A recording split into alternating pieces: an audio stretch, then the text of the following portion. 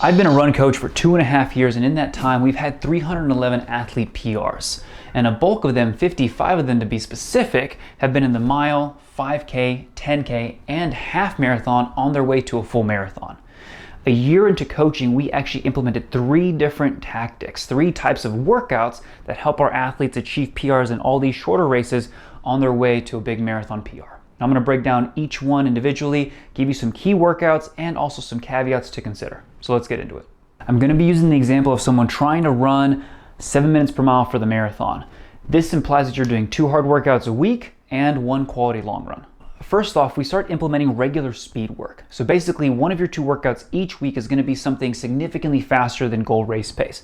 My favorite workouts are 12 by 200 meters with 200-meter jog rest in between. It's a very simple beginner workout. Basically, I might do this at 45 seconds or 6-minute pace to start and eventually work down to 40 seconds, which is 5:20 pace per mile towards the end of someone's build. The next one is 12 by 400 meters with 90 seconds jog rest in between. This one is a little bit interesting because you can do this at 6-minute pace, you can do this at 5:30 pace. It's really whatever they can handle. If you want to make this harder on them and run faster, I probably recommend that you do 90 seconds, 2 minutes of walking rest.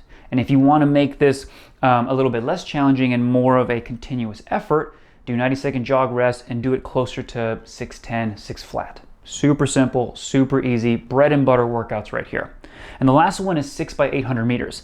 I like to do this a little bit differently. So basically for someone trying to run 7 minutes per mile, I would have them do a cut down series. So I might have them run, 6:20 pace, 6:15, 6:10, 6:05, 6 flat, 5:55, 5:50, basically just cutting down little by little each time. This helps them practice controlling their paces, managing their efforts as they get quicker throughout the reps, and also making sure that they can handle, fast 800-meter repeats. So these 3 workouts together make out a bulk of your month. This should be done every week, every other week, and you should repeat these pretty frequently because you're going to see improvement every time you do them. The next thing we added in was closer workouts. Now these are not a part of your speed day, so you can still do the speed work over here, but we're going to introduce these onto our threshold day, that first workout of the week ideally. And so this one is interesting because I designed this workout for someone who wants to run really fast. So let's say they want to run 7 minutes per mile for the marathon, but they haven't run any faster than, let's say, 8 minutes or 7:30. So 7-minute pace is a big stretch for them to push up to. So what we might do is something like 5 miles fatigue with a 1-mile close. So they might do 5 miles at about 7:20 pace, 7:10 pace, 7:30 pace, something that's comfortable but still uncomfortable. And then they'll take about a 3 to 5 minute short jog, and then they'll run a mile fast. That can be 6:30, 6:20, 6:10. That could even just be 6:45, 6:50. But basically the idea of this workout is to introduce some fatigue into the legs and then teach you how to close while you're tired. And then eventually these 5 miles fatigue become 7-minute pace. And then eventually they become 6:50, 6:40 pace.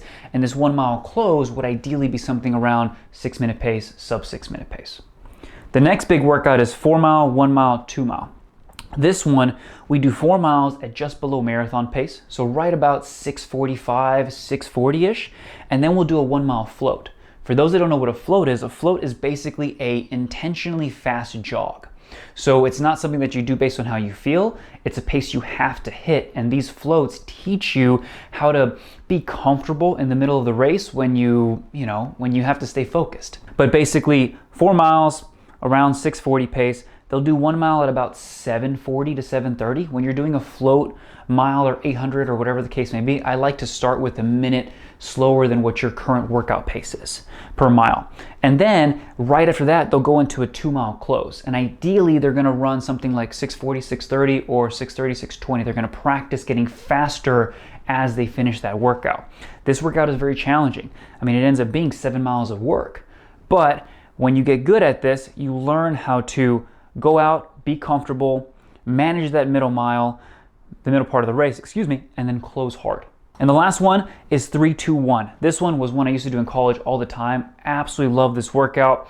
This one, we're really focusing on running fast. And it's supposed to feel uncomfortable from the get-go, but the fact that we're cutting down in distance every single rep means that we're gonna feel better mentally and ideally be able to push ourselves a little more physically. So the first 3-mile rep, I'll have them do that at about 6:30, 6:20 pace. ideally. So they're pushing a good bit, maybe 640, 650 if they're just starting out. The 2 miles will have them drop it down by another 10 to 20 seconds per mile. So if they, let's say they go 6:40 for the first 3, I might have them do something closer to 6:30, 6:20. And then that last mile, I want them to really start to open up and push hard, because they push for the 2 mile and the 3 mile. They get to the 1 mile, and even though they're tired, they're not really gonna feel it because it's just 1 mile. You know what I mean?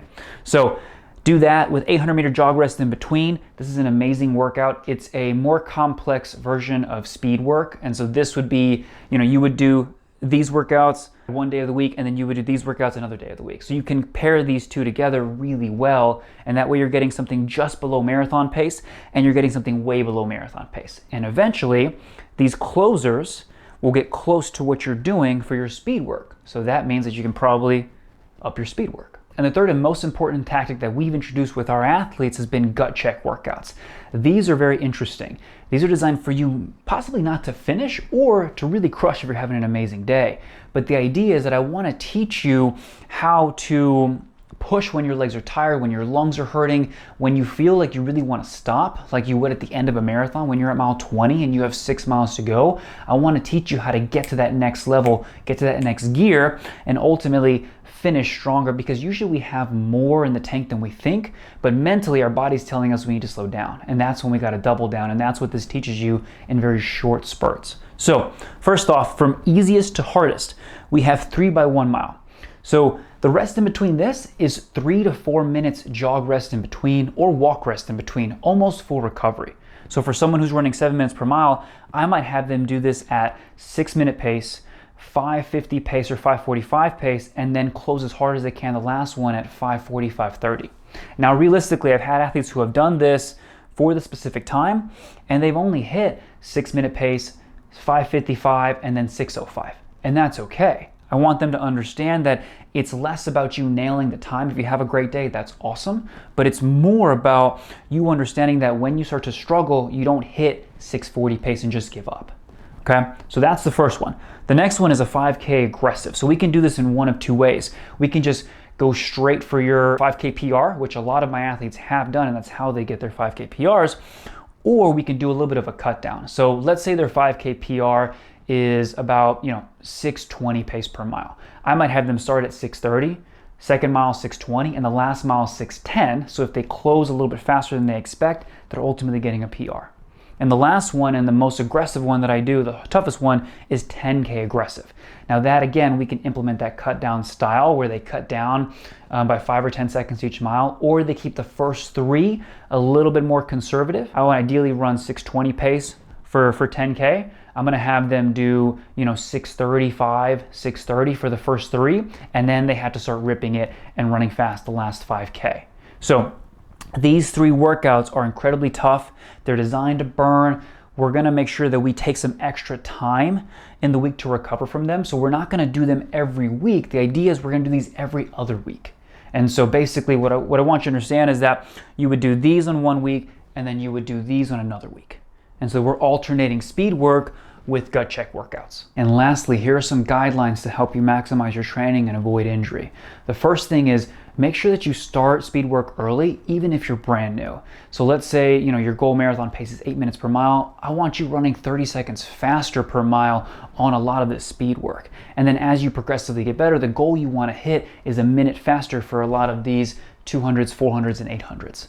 Okay, so realistically speaking, 8-minute pace per mile for the marathon, you're getting down to where you're doing 800s, 400s, 200s at least 7-minute pace per mile, ideally a little bit quicker to close. The second thing is make sure that you repeat workouts every 2 to 3 weeks. And these can be any one of these workouts. I wouldn't recommend doing the gut checkers more than once a month maybe. In terms of repeating, I would do different ones.